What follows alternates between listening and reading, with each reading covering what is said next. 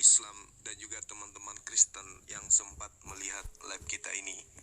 Saya dengan Pak Pendeta dalam hal ini murni ya berdialog. Saya sengaja membawa Al-Quranul Karim supaya saya tidak melepaskan pandangan saya terhadap Kristen berdasarkan kitab suci yang saya imani gitu. Nah, kembali Pak, di dalam Al-Quranul Karim, ini kan Al-Quran ibaratnya kalau kita menganalogikan Indonesia, maka Al-Quran ini adalah reformasi dalam pandangan saya sebagai orang yang sedikit belajar gitu. Kemudian Kristen itu adalah Orde Baru dan Yahudi itu adalah Orde Lama kan gitu. Artinya kapasitas dari pandangan cakrawala keislaman saya itu bisa merujuk kepada dua pandangan sudut pandang golongan tadi. Nah, Al-Quran kemudian menceritakan seperti ini. A'udzubillahi minasyaitonirrajim. Bismillahirrahmanirrahim.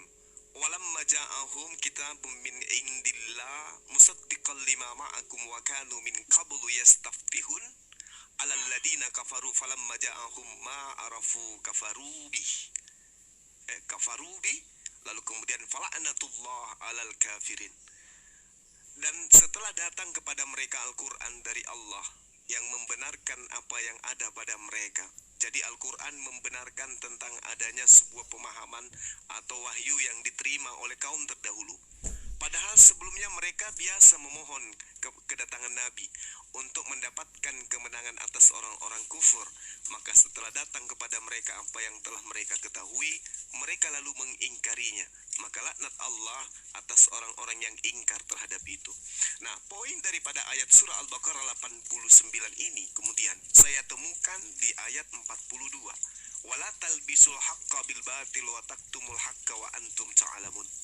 Dan janganlah kamu campur adukkan yang hak dengan yang batil, dan jangan kamu menyembunyikan yang hak itu sedang kamu mengetahui.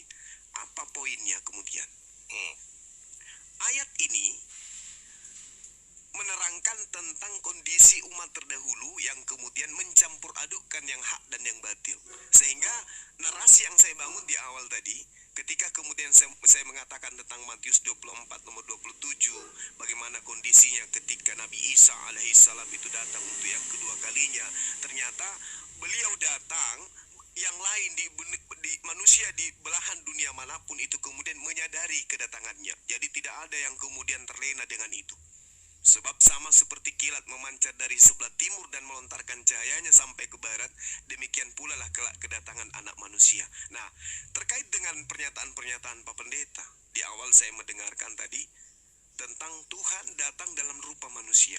Nah, inilah yang saya katakan, mohon maaf yang sedalam-dalam, inilah yang saya katakan bahwasanya adanya pertentangan keyakinan antara oknum yang kami sebut Nabi Isa alaihissalam, atau boleh saya setarakan sebagai Yesus dalam hal penyampai firman dan penerima firman, itu ketika datang kepada Bani Israel, sama sekali dia tidak pernah mengatakan dirinya seperti yang diimani oleh teman Kristen. Apakah Kristen itu salah? Menurut pandangan saya, Kristen itu tidak salah.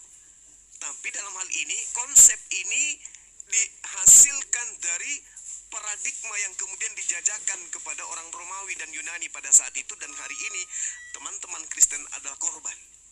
Itu pandangan saya. Sekali lagi saya mohon maaf. Saya tahu ini salah menurut pandangan Pak Pendeta. Ini salah pasti. Tetapi izinkan saya untuk mengurai bahwasanya kekristenan ini yang kemudian disebut di Antioquia pertama kali adalah sebuah karya yang dibangun oleh ahli kitab, orang-orang Farisi, kemudian yang menyeberangi lautan dan menjelajahi daratan untuk mentobatkan orang-orang non-Yahudi masuk ke dalam agama yang kemudian dibuat oleh ahli kitab, sebagaimana yang diterangkan dalam Matius 23 nomor 15 itu. Karena Yesus acap kali begini, Pak, saya belajar gitu loh, belajar bertahun saya mencari di mana titik celah membebaskan teman-teman Kristen dari apa yang kemudian Yesus sangkakan kepada ahli kitab. Saya mencari di mana saya bisa meloloskan ini dalam perspektif pandangan saya sendiri, bukan golongan ataupun kelompok. Saya melihat bahwa Yesus itu acap kali di dalam kitabnya teman Kristen meminta pengikutnya untuk waspada, waspada, waspada, waspada, waspada. Dan kisi-kisi kewaspadaan itu merujuk kepada orang ahli kitab.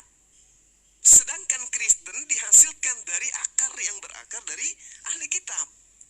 Lalu kemudian saya selalu mencoba untuk menyambung-nyambungkan antara konsep yang Yesus ajarkan kepada ahli kitab dengan ajaran Kristen hari ini. Tapi sama sekali saya tidak menemukan adanya korelasi itu, Pak. Yang ada pertentangan. Contoh nih, ketika Yesus mengatakan lebih mudah langit dan bumi itu lenyap daripada setitik dari hukum Taurat itu dibatalkan. Kristen kemudian dengan kasihnya, dengan agamanya yang baik, itu lahir dari sebuah pemahaman bahwasanya dengan matinya Yesus di atas tiang salib, maka dia telah membatalkan hukum Taurat bersama dengan segala ketetapan yang ada di dalamnya. Akal saya nggak bisa terima itu, Pak. Ketika Yesus mengatakan tidak setitik pun dihilangkan sebelum bumi dan langit ini lenyap, kemudian muncul agama yang mengatakan semuanya itu lenyap hanya dengan propaganda tentara-tentara Romawi. Rupanya ya, silakan, sorry, silakan. Saya nggak lupa poin-poinnya, Pak Suma. Jadi begini, Ustadz. Jadi narasi yang Anda bangun berdasarkan perspektif Islami yang Anda yakini, itu sebenarnya kalau kami katakan tadi, itu hak Anda untuk membangun narasi seperti itu. Tapi di dalam kultur Kristen pun, bahkan sejak awal tidak seperti itu. Kekristenan tidak dibangun atas propaganda atau hasil kinerja menjajakan konsep yang keliru terhadap Romawi dan kemudian jadi Kristen. Tidak seperti itu. Karena kekristenan itu dibangun berdasarkan nubuatan bahwa ada umat baru yang akan dibangun oleh Sang Mesias. Dalam kitab Yeremia itu dikatakan. Jadi kekristenan itu lahir dari penggenapan nubuatan itu juga, pengikut Kristus. Dan kami tidak pernah mengklaim kekristenan itu sebagai agama. Hanya dia mengadaptasi di setiap negara yang punya aturan hukum yang berbeda. Bagi saya pribadi, kekristenan adalah soal relationship, hubungan pribadi antara Sang Pencipta dengan umat manusia yang telah jatuh ke dalam dosa lewat Kristus Yesus dengan karya penebusannya yang diajarkan oleh Alkitab, bukan hasil propaganda para ahli Taurat dan orang-orang Farisi, Pak Zuma. Dan ini tidak sama sekali sesuatu yang Anda campur adukan antara kutipan-kutipan ayat yang saya aminkan. Kalau kutipan ayatnya saya aminkan, tapi ketika Anda bangun narasi dari kutipan itu yang salah, Pak Zuma. Tidak seperti itu. Termasuk misalkan ya, bahwa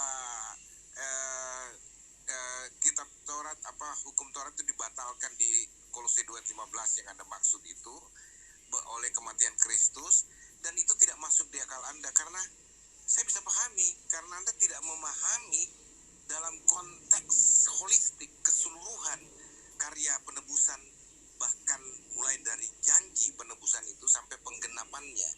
Nah, kenapa hukum Taurat dibatalkan? Hukum Taurat itu dikatakan sebagai pengawal sampai yang benar itu datang, sampai iman itu datang, gitu loh. Nah, sekarang misalkan begini, Pak Suma, saya mau gambarkan, analogikan itu begini. Kalau yang mengawal ini digunakan sebelum dia tiba pada tujuannya, itu terus dibatalkan, itu salah. Tapi kalau misalkan yang mengawal ini sudah sampai kepada tujuannya, dia setelah menyelesaikan tugasnya dan tidak perlu lagi melanjutkan kawalan itu karena dia sudah sampai, gitu loh.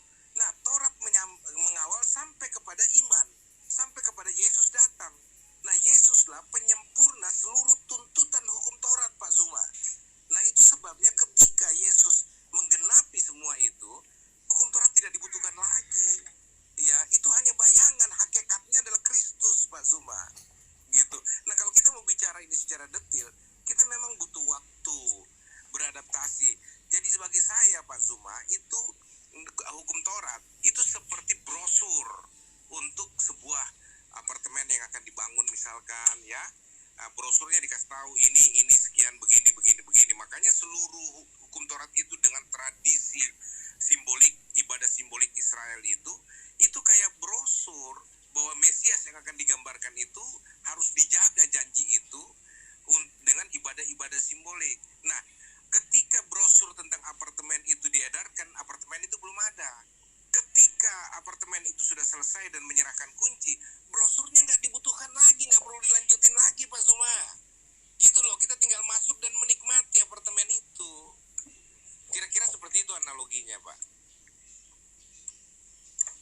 Oke, baik. Sekali lagi saya minta maaf yang sedalam-dalamnya ya Pak Pendeta. Ini pandangan saya sebagai seorang Muslim ya Pak ya. No problem. Bukan Alhamdulillah, Masya Allah. Jadi gini, sangat menarik dengan paparan dari Bapak gitu ya. Tapi beda pendapat itu adalah hal yang wajar kurasa. Nah, pandangan kami sebagai seorang Muslim ya, sekali lagi sebagai seorang Muslim, lalu kemudian keterbukaan agama Kristen itu untuk dipelajari, lalu kemudian amanat agung untuk memberitakan Injil kepada siapapun.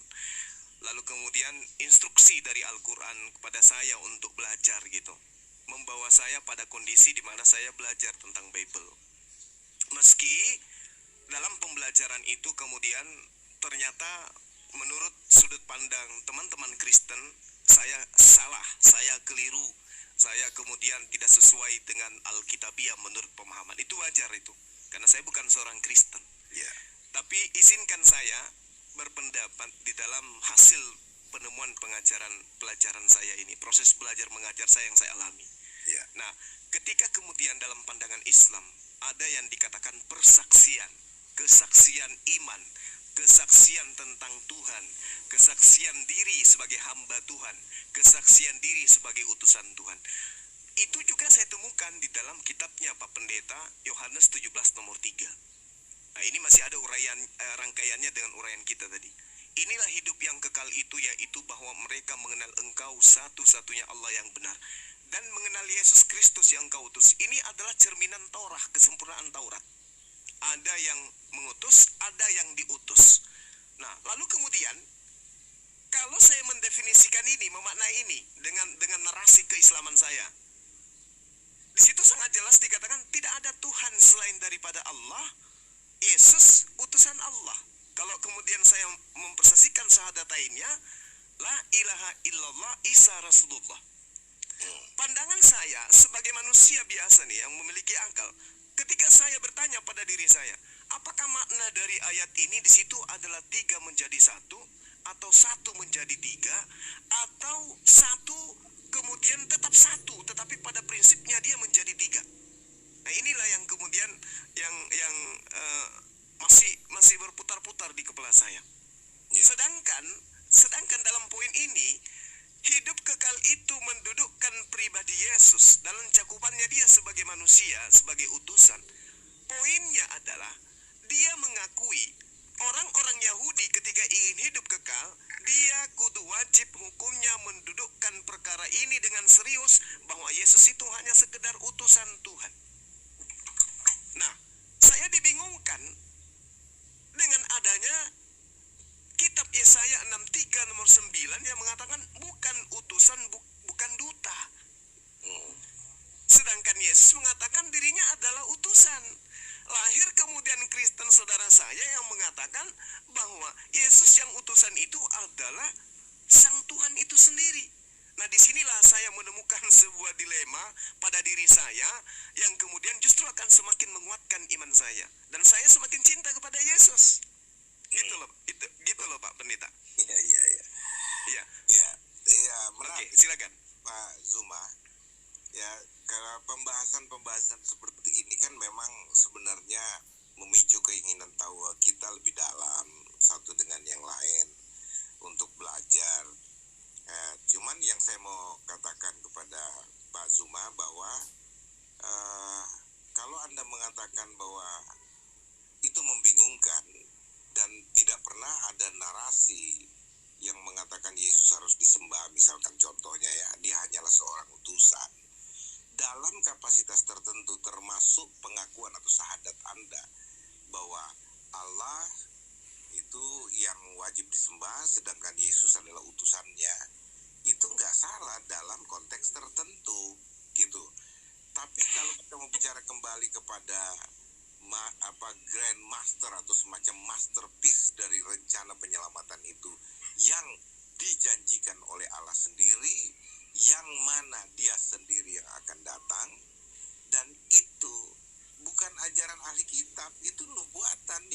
sudah dilakukan. Dan perjanjian baru bukan Paulus yang mengajarkan itu pertama, tapi murid-murid Yesus, ya, yang salah satunya Thomas, yang menunjukkan dengan sikap verbalnya, dengan perbuatannya, sujud menyembah dan mengaku bahwa Yesus Tuhan, Yesus Allah, dan Yesus tidak pernah menolak penyembahan apapun terhadap dirinya, walau dia masih dalam kapasitas manusia saat itu.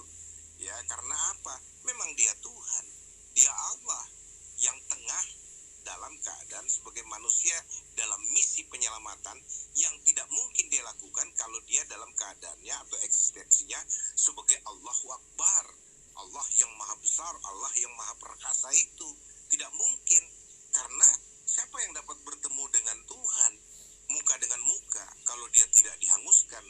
Dia lebih panas dari matahari berbanding berapa juta kali misalkan. Dia lebih dingin dari es, dia pencipta seru sekalian alam. Sehingga untuk penyelamatan manusia, dia perlu menjadi manusia. Dan itu konsep yang Alkitab sendiri bangun, dan dia sendiri yang mengatakan hal itu. Nah, kalau kita tanya, kenapa Allah bisa jadi manusia? Apa yang tidak bisa Allah lakukan, Bang Suma? Segala sesuatu tidak ada yang mustahil, termasuk dalam konsep penyelamatan yang dia prakarsai sendiri. Konsep penyelamatan itu bukan manusia yang memprakarsai, bukan Yesus secara terpisah dari Allah, tapi Allah sendiri yang memprakarsai, menginisiasi bagaimana menyelamatkan manusia yang telah jatuh dalam dosa, karena dia tidak menginginkan kematian orang berdosa, melainkan pertobatannya agar mereka kembali ke jalan rencana yang telah ditetapkan supaya mereka diselamatkan. Nah, Allah membenci dosa, Yesus membenci dosa, tetapi mengasihi orang berdosa. Itu sudah prinsip baku dalam kekristenan, Pak Suma. Sehingga kita perlu melihat ini rancangan secara global. Tidak ada tubrukan. Dalam kapasitasnya dia sebagai manusia penyelamat seperti yang dinubuatkan, ada beberapa ayat di Alkitab yang mengatakan hal itu. Bahkan dalam 2 Timotius 3 ayat 16, 1 Timotius 3 ayat 16, sorry itu mengatakan bahwa dia telah menyatakan dirinya dalam rupa manusia. Dan coba Pak Zuma kalau belajar Alkitab sungguh-sungguh, adakah Yesus pernah menolak penyembahan kepada dia? Tidak ada, Pak. Dia menerima penyembahan itu karena memang dia Tuhan, dia Allah. Seperti itu contohnya. Jadi banyak hal yang perlu kita melihat di dalam perspektif kekristenan yang alkitabiah secara murni, tidak dimix dengan perspektif Islami, Pak Zuma. Tapi dengan demikian juga saya tetap menghormati, dan inilah kekayaan tafsir di ruang pencari ilmu, para pencari ilmu seperti Pak Zuma dan teman-teman. Sehingga orang-orang dengan motif yang benar untuk mengkonfirmasi apa yang mereka punyai lewat pertanyaan-pertanyaan yang lahir, itu harus diapresiasi. Apapun model pertanyaannya, gitu. Dan saya sangat senang karena punya pengalaman akhirnya berbicara dengan Pak Zuma yang orang gambarkan kasar, brutal, dan sangat anarkis sebagai pengejek Kristen. Tapi saya alami dengan Pak Zuma nggak seperti itu. Orangnya santun, orangnya bijak. Kita cuma pernah clash informasi ketika di YouTube pernah mau direncanakan live, tapi kemudian setelah semua kesepakatan dengan Zulkifli kalau saya nggak salah, itu kemudian dibatalkan karena saya menginginkan Pak Zuma live on cam, tapi Pak Zuma katanya nggak mau. Persoalannya cuma di situ. Lalu kemudian saya tidak lagi beredar-edar. Tapi ketika memang saya dalam kapasitas tidak bisa on cam dan tidak bisa memaksakan diri juga yang lain on cam, ya enggak masalah. Saya berbicara begini pun saya lihat bahwa ternyata teman-teman juga berbicara secara santun, menunjukkan bahwa Anda itu orang-orang Islam yang berpendidikan, punya ilmu, punya marwah yang layak diapresiasi, dan saya senang akan hal ini, Pak Zuma. Baik Pak. Mungkin Pak Pendeta masih ada waktu barangkali, atau ada kesibukan, atau masih bisa dialog sedikit, Pak? Pak, saya izin sebentar aja, saya akan balik. Mohon maaf karena mobil saya ternyata mengganggu ada parkiran di depan anak saya mau pulang, jadi mobilnya mau keluar. Saya ambilkan dulu ini sebentar aja Pak. Saya jeda sebentar ya. Mohon maaf ya Pak Zuma dengan teman-teman. Saya Baik. akan kembali ya. Baik, terima kasih Pak Joshua. Halo Pak JT. Iya. Sedikit ya teman-teman. Pak, kami di Kalibata nih Pak. Ya, Kalibata sama Uni ya. Oke. Sorry. Sorry. Oke, silakan. Lanjut. Saya sedang tidak di Kalibata Pak. Saya di rumah yang satu, bukan di apartemen. Oh. Iya. Oh, bukan di Kalibata. Iya, aduh. Pak. Nggak, kami cuma kumpul di sini karena ada jemput si kawan. Kalau kasih tahu saya pasti di situ itu. Oke, dan Bapak di sini mau ngajak sate. Oh, pasti kalau itu. Siap. Mohon maaf, saya nggak ada perencanaan di tadi karena saya ada di rumah yang satu. Maaf. Ya. Oke, sebentar ya Pak. Sebentar. Oke, siap. Kita sebentar. Oke, baik. Silakan lanjut Bang Zuma. Iya, saya tertarik dengan yang disampaikan oleh saudara kita tadi ya, Pendeta Joshua Tewu. Beliau juga banyak memberikan pandangan-pandangan tentang apa yang saya narasikan tadi, dan ya itu dia, karena saya seorang Muslim, logika saya upayakan untuk nyampe kepada apa yang dijelaskan.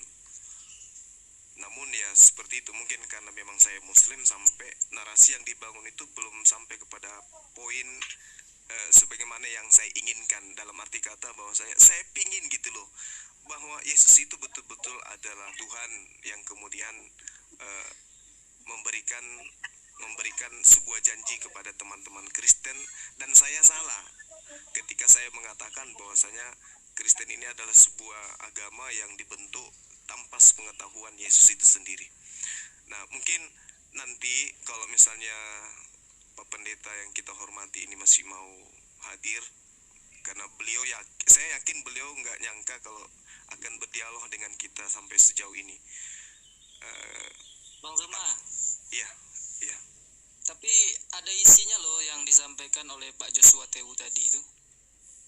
Ya gimana? Satu yang saya tangkap tadi yang berisi ya, bahwa PL atau perjanjian lama itu, Torah itu adalah brosur. Nah, ini yang paling saya ingat dari apa yang dia sampaikan tadi. Nah, kalau saya ditanya tentang itu, atau saya diminta untuk menanggapi hal itu, inilah beratnya, sehingga saya itu katakan saya makin cinta kepada Yesus. Kenapa? Ajarannya semakin kita telaah lebih jauh berdasarkan Bible, itu semakin bersentuhan dengan Al-Quran. Dan teman-teman Kristen ketika dia membangun sebuah narasi, melahirkan sebuah pemahaman yang saya pahami, bahwasanya semakin membuat jurang pemisah antara Kristen dengan Yesus itu sendiri.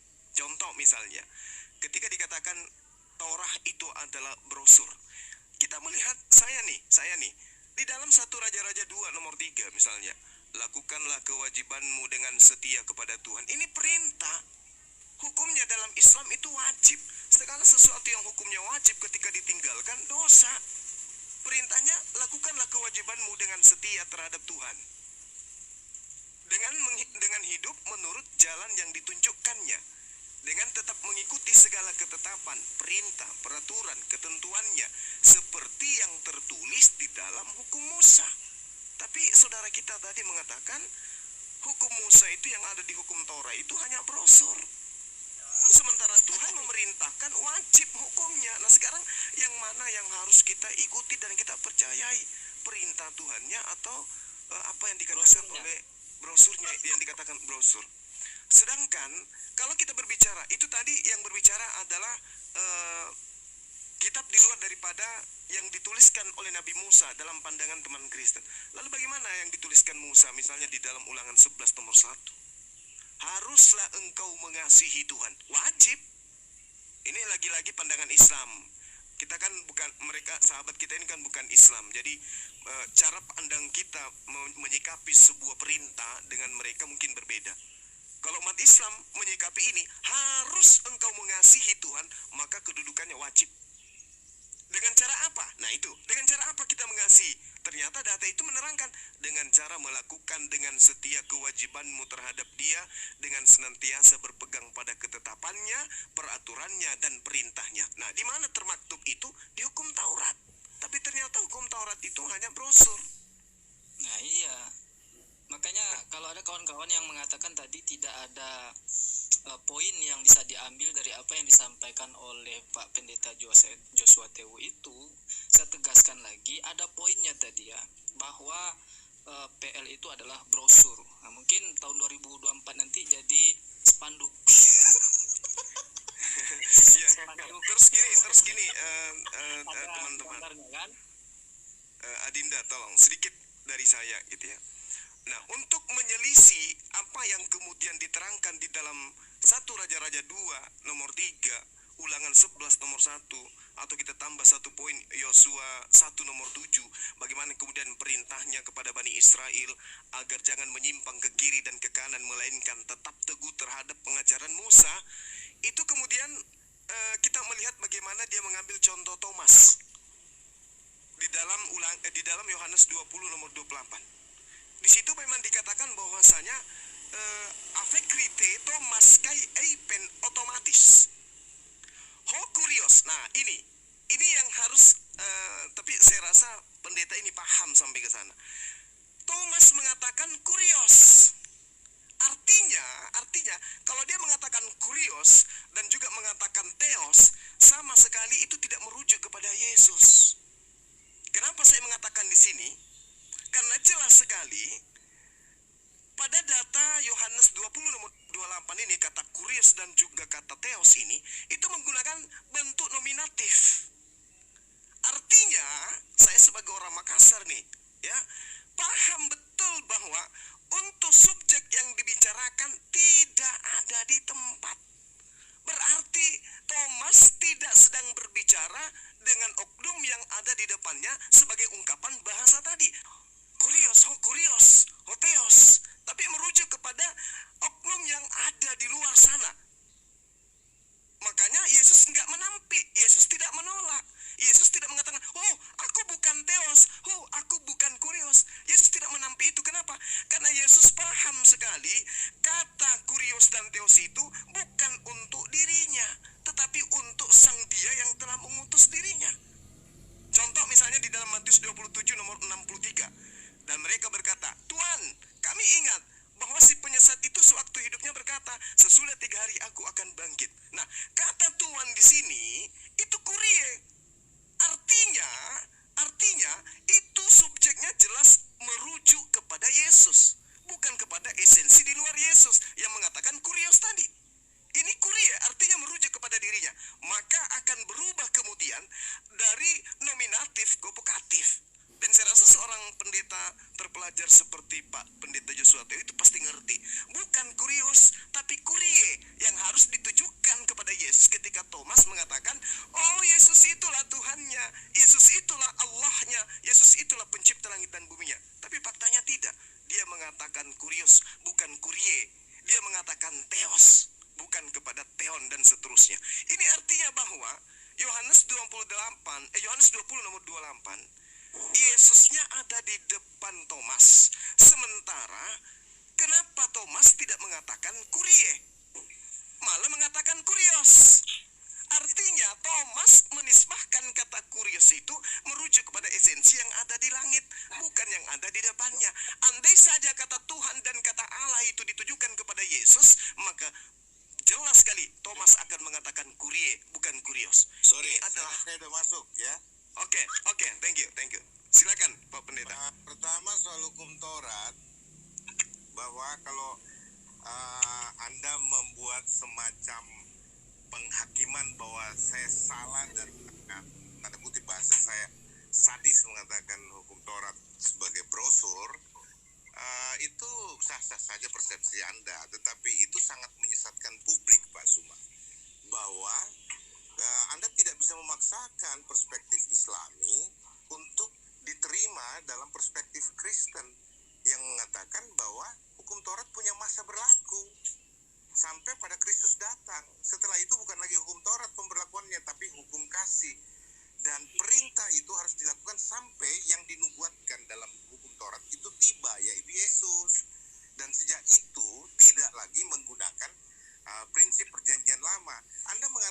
Al-Quran adalah semacam buah reformasi. Artinya Al-Quran yang harus dirujuk.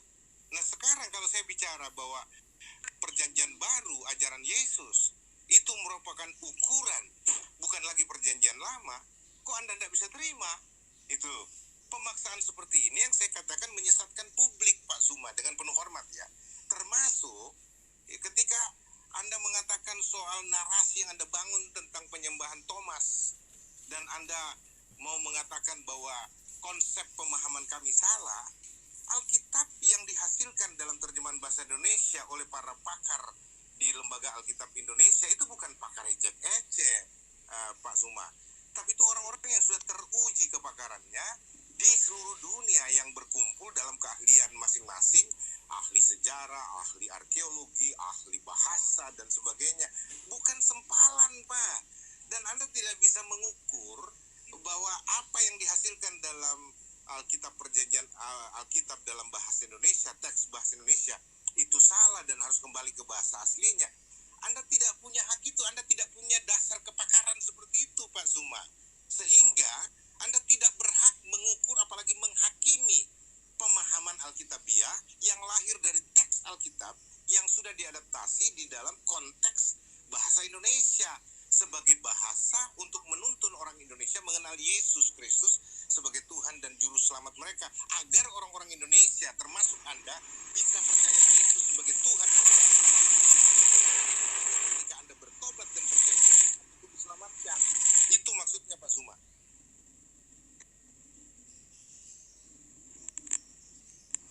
Baik. Terima kasih Pak Pendeta. Sekali lagi saya minta maaf, itu narasi internal yang kubangun tadi setelah Pak Pendeta keluar dari sini sejenak. Ya bukan di depan Pak Pendeta, namun ternyata Pak Pendeta itu nyimak. Jadi gini Pak, kenapa saya mengatakan itu? Bukan dilandaskan kepada Al-Quran. Kalau landasannya kepada Al-Quran itu tadi, wala talbisul haqqa bil batil wa taktumul haqqa wa antum ta'lamun. Lagi-lagi reformasi berbicara tentang Orde Lama dan Orde Baru. Nah, tetapi yang saya jadikan acuan adalah pernyataan Yesus yang konon diimani oleh sahabat-sahabat Kristen saya. Lukas 16 misalnya, di nomor 17-nya. Lebih mudah langit dan bumi lenyap daripada satu titik dari hukum Taurat itu batal. Kalau kita menarasikan secara bahasa jangan Indonesia, dipotong, Pak Zuma. Itu belum selesai ayat itu. Sampai semuanya digenapi. itu kalau yang Itu sudah digenapi, Pak. mohon maaf Pak. Yesus. Gitu loh. Itu yang tertulis di dalam Matius 5. Yang saya baca ini Lukas 16 nomor 17. Itu berbeda datanya, Pak. Kalau di Matius 16 nomor 17, itu hanya sampai kepada kata eimi, atau kata yang kemudian disebut de, atau disebut dengan kata dalam bahasa Yunani itu vipto. Coba Vipto sebutkan itu aja. batal. Sebutkan dalam bahasa Indonesia-nya. Bapak baca bahasa Indonesia. Supaya Oke. semua orang juga dengar. Iya, lebih mudah langit dan bumi lenyap daripada setitik dari hukum Taurat itu batal. Berakhir pada kata pipto dalam bahasa Yunani. Jadi tidak ada kelanjutannya di ayat 17 nomor Lukas 16 itu, Pak. Yang Anda maksud itu adalah Matius 5. Satu-satu, Iya. Pak, supaya saya jelaskan langsung. Lukas 16 Oke. Nomor 17. ayat 17. Oke. Baik. Saya lihat dulu. Oke. Lebih mudah langit dan bumi lenyap daripada satu titik dari hukum Taurat batal.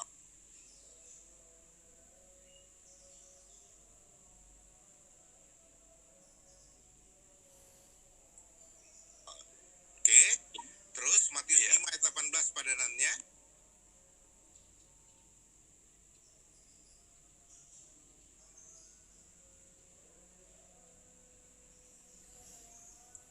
Bukan yang kurangnya, itu dalam hukum pemahaman Alkitabiah.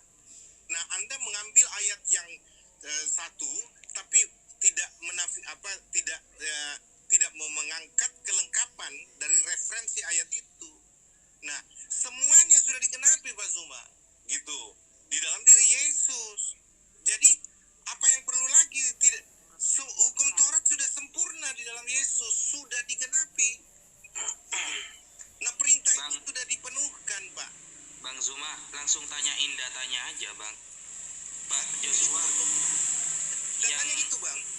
enggak, sampean tadi mengatakan kalau ada 2 ayat berbeda, satu lengkap dan satu itu kurang, harus pakai yang lengkap itu datanya pakai apa gitu. Matius Apakah 5 ada ayat ilmunya? 18 itu Pak, Matius 5 ayat 18 itu, mulai dari ayat 17 itu, kan tadi Bang Suma merujuk ke situ.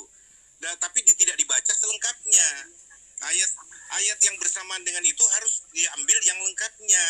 Dikatakan Iya. ini, ayat 17 mengatakan, coba ya. Enggak, Jangan saya tanya ilmunya, Pak, bukan ayatnya. Kalau ayatnya kita mungkin lebih hafal gitu. Saya tanya ilmu untuk membandingkan ketika ada 2 ayat, satunya lengkap, satunya kurang, harus dipilih yang lengkap. Itu validasi dari siapa? Itu. validasi dari hukum orang-orang Kristen memahami firman Tuhan. Gitu loh Pak.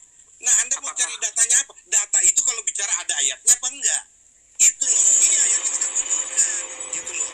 Lanjut dulu, Bang Zuma. Hmm. Setelah Kalau ini, Anda ambil ayat yang hanya sebagiannya, padahal ada ayat lain yang menerangkan itu, ya ada apa-apa, Pak. padanannya, Siap, siap, Pak. itu tidak lengkap Pak. Itu tidak fair. Oke. namanya. Lanjut Tapi itu dulu, kan Bang Zuma. subjektif, Setelah Pak. ini saya Tapi itu minta kita waktu. kok bisa nggak lengkap gitu, aneh juga gitu. Kok waktu ada- kanonisasi Bukan begitu kok Julius. Bukan tidak lengkap. kenapa nggak disingkirkan saja? Kan ada kesempatan saat kanonisasi Ada. untuk menyaring mana yang masuk. Oh tidak begitu cara berpikirnya. Karena apa? Injil Matius ditulis oleh orang berbeda, Injil Lukas ditulis orang berbeda, dengan persepsi perspektif yang berbeda, tetapi muatannya, kontennya sama. Itu melengkapi, itu namanya menyempurnakan. Yang Tapi satu saat kanonisasi menyempurnakan kan- yang lain. Setuju. Tapi waktu kanonisasi kan ada kesempatan Pak untuk menyaring Pak. Anda nggak Kanonisasi mengerti. itu kan tujuannya adalah menyaring mana yang Oh, masuk, jadi mana tidak gini, masuk. Ngerti Kalau jadi dirasa gini, ini tidak apa lengkap, ya yang udah tinggalin. dimaksudkan dengan kanonisasi. Pengkanonisasi Jadi gini. bukan berbicara tentang apa persyaratan mutlak membuang hukum, membuang teologi dan sebagainya. Enggak. Ya, jadi gini teman-teman muslim, sedikit Pak Pendeta. Ya. Jadi kita mengambil pandangan kita terhadap apa yang ada di dalam Al-Quran. Allah kemudian menarasikan bagaimana Allah menciptakan manusia. Di ayat yang satu mengatakan dari tanah, di ayat satu mengatakan dari air. Kita anggaplah seperti itu fenomena yang terjadi pada malam hari ini. Jadi kita nggak boleh mengatakan kenapa nggak dihilangkan aja, karena itu nggak lengkap. Mungkin tadi narasinya oleh Pak Pendeta itu ketika saya membacakan Lukas 16 nomor 17, Pak Pendeta dia memikirkan Matius 5 nomor 18 sehingga ada sesuatu yang kemudian dikatakan tidak lengkap gitu. Itu maksudnya. Ada miskomunikasi sedikit, Bang. Oke. Namun gini Pak, ketika Bapak mengatakan di dalam Matius 5 nomor 18 harus kemudian semuanya terjadi. Ya, terjadi di sini artinya genomai. Genomai ini artinya semuanya pas. Itu bukan berarti yang dimaksud adalah ketika Yesus itu mati di salib, Pak. Tapi harus kembali kepada anak kalimat dan induk kalimatnya. Apa itu? Bumi, langit. Sama dengan lenyap. Ketika bumi dan langit itu lenyap, barulah kemudian hukum Taurat itu bisa dihilangkan. Apa korelasinya? Coba kita lihat yang saya bacakan tadi, Lukas 16 Enggak nomor begitu 17. Pak Suma, enggak begitu. Itu Anda salah paham terhadap ayat itu. Oke, saya salah paham. Karena Oke, begini silakan. Pak Suma, saya terangkan ya, bahwa Baik. yang dimaksud itu adalah konten dari nubuatan itu. Isi Taurat itu menuntut penebusan manusia. Langit dan bumi itu instrumen untuk mengikuti seluruh rencana Tuhan bagi penebusan manusia berdosa lewat Kristus Yesus. Jadi bukan penggal-penggalan, sub kalimat-kalimat lalu kemudian hubungkan dengan alam dan sebagainya. Bukan begitu. Semua berbicara tentang satu konsentrasi rencana Tuhan bagi penyelamatan manusia, di mana semua instrumen dunia ini harus mengikuti itu. Itu loh. Dan itu sudah digenapi oleh Yesus secara sempurna. Oke, baik. Sedikit lagi dari saya, Pak Pendeta. Silakan. Saya sangat menghargai ya. Saya nambahi, Bang, ya, setelah ini, Bang. Iya, saya sangat menghargai itu. Lagi-lagi saya mengatakan saya berdiri di sini hanya sebagai seorang Muslim, bukan sebagai seorang Kristiani yang kemudian menyelisih pendetanya, bukan. Jadi ketika ada pandangan yang berbeda itu wajar. Jangan menjadikan kemudian seperti saya dengan teman-teman Kristen lainnya itu nyahut-nyahutan oleh karena adanya tendensi saling ingin mengunggulkan argumentasi. Oh tidak. Karena Bapak adalah seorang pendeta yang saya hormati. Gini Pak, ketika Bapak mengatakan hal yang Bapak ucapkan terakhir tadi, Yesus itu menggenapi dan menggenapi. Sehingga dunia harus tahu seperti apa kemudian ini. Tapi yang saya temukan sebagai seorang muslim di dalam belajar Bible, Yesus datang, dia menjajakan keselamatan itu hanya dengan mentaati perintah Tuhan. Bahkan Pak, yang saya temukan di dalam Matius 8 nomor 4, Yesus itu justru memerintahkan orang melakukan persembahan seperti persembahan Nabi Musa. Dan tidak pernah kemudian dia mengatakan persembahan seperti yang diimani teman Kristen. Malah nih, terakhir dari saya, malah nih Pak, ketika kita melihat pernyataan iblis di dalam Matius 4, ketika dikatakan ada tertulis, Tuhan akan mengirim malaikat untuk menantang engkau ketika engkau itu adalah anak Theos. Ya, ada tertulis bahwa dia akan menantang engkau di tangannya agar kakimu tidak terantuk kepada batu. Saya sebagai orang yang belajar, saya selidiki kitab Bapak dan memang ada tertulisnya di Mazmur 91 bahwa mengirim menantang anak Tuhan di tangannya supaya kaki anak Tuhan ini tidak terantuk kepada batu. Betul iblis ini. Tapi ketika kemudian saya melihat di dalam Lukas 24 nomor 44 sampai nomor 4,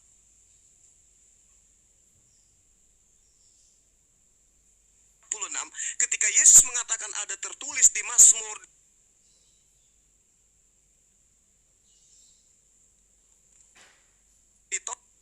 tertulis di Mazmur di Torah, tertulis di Mazmur di Torah,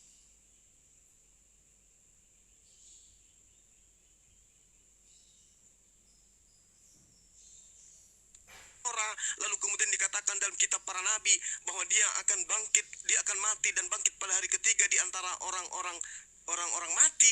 Saya cari bolak-balik Pak dari Kejadian sampai Wahyu, saya tidak menemukan itu tertulis.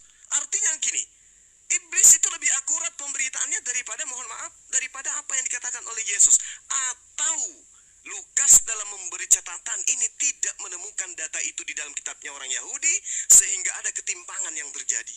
Nah, inilah makanya saya katakan ketika Bapak mengatakan kesempurnaan itu adalah ketika Yesus itu sudah disalibkan di atas tiang salib. Saya tidak menemukan poin-poin ini kecuali dari iman Kristen yang harus saya hormati, yang saya harus junjung tinggi bahwa itu adalah konsep keyakinan, nggak boleh diganggu gugat. Tapi dialog itu harus tetap dibangun. Saya kira begitu Pak Pendeta dari saya. Lukas 24 nomor 44 sampai nomor 26 itu mungkin besok hari atau lusa atau tahun depan Pak Pendeta masih mau berdialog dengan saya, sekiranya data itu sudah bisa disajikan agar kiranya saya menggugurkan konsep yang saya imani, yang saya pahami tentang agama saudara-saudara saya. Demikian Pak, silakan. Baik.